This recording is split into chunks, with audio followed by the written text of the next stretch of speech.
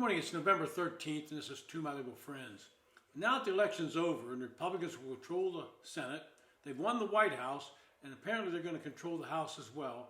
The current Congress has got to finish up business that needs to be done. The most important issues facing the returning members for a lame duck session is the funding of the government. Under the current agreement, that funding runs out on December 20. That means we'll more than likely have to pass a continued resolution to fund the government through the end of the fiscal year next September. This seems to be the obvious path since the Trump administration would like to have a clean slate once the new president is sworn in. But there are some things that you need to know that has to be included in that CR. There needs to be additional funds to recover from Hurricanes Helene and Milton. The Small Business Association Disaster Fund is, what we're told, completely out of money. The Defense Authorization Bill has a reputation of always passing at the end of every year, so something's likely to happen there, with both parties angling to attach their favorite pieces to it. And the debt ceiling, remember that? It actually runs out in January. So more than likely, they're probably going to extend the debt ceiling before they leave for the recess at the end of the year.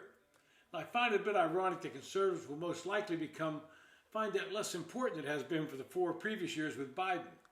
Now, before we can get to the actual legislation that needs to be done, Congress will have to do some administrative housekeeping.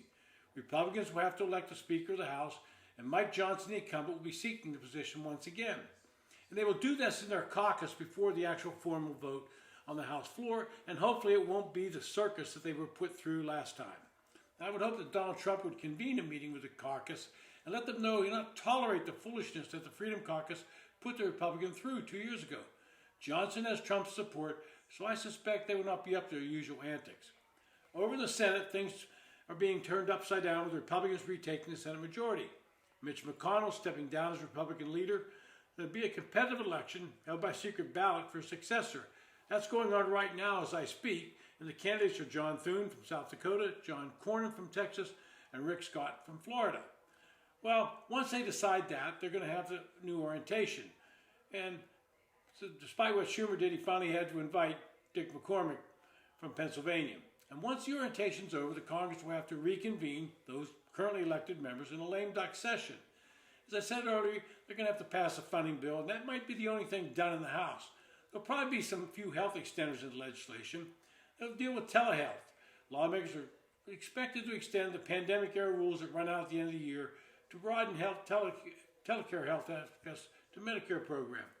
Doctor pay is going to have to be addressed. CMS finalized a nearly 3% Medicare payment cut in 25 for doctors, and they're pushing hard for relief. They keep doing this, and pretty soon it's hard and hard to find a doctor who can take a Medicare patient.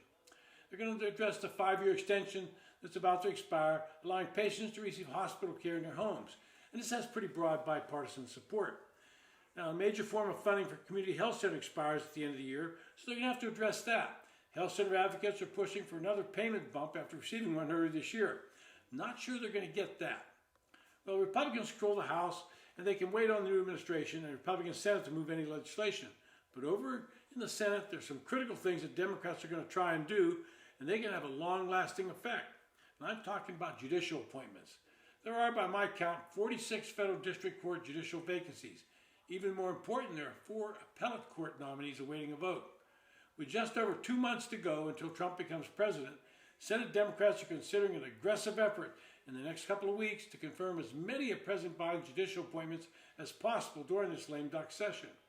Republican control of both the White House and Senate in January would limit their ability to influence the judiciary.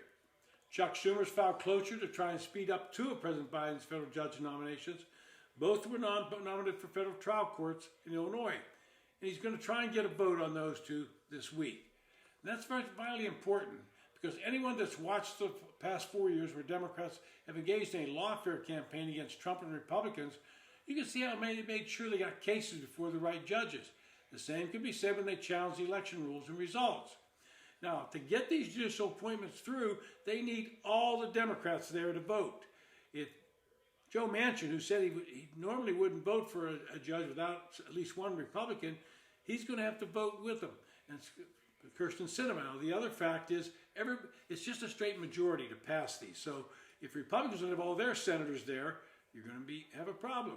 If Democrats don't get some of theirs there, if John Tester decides I'm not going back, well, it changed the numbers. So it'll be interesting to watch. And in some ways, the fact that we have lame duck politicians still baffles me. It was set up during a time when it took members of Congress a while to get to Washington. And if you're a student of history, you might recall that presidents were not inaugurated until the spring. Well, in 1933, that was moved up to January 20th. But since the new Congress is sworn in on January 3rd, I believe we should inaugurate the new president on January 4th, or the first day after that if it falls on a weekend. When you've lost elections, you should not be allowed to use the next 2.5 months to try and thwart the incoming administration. Let's get these people in office, and let's get things done what the American people voted for earlier this month. It's been To My Liberal Friends. Thanks for listening. If you enjoy the podcast, hit the subscribe button.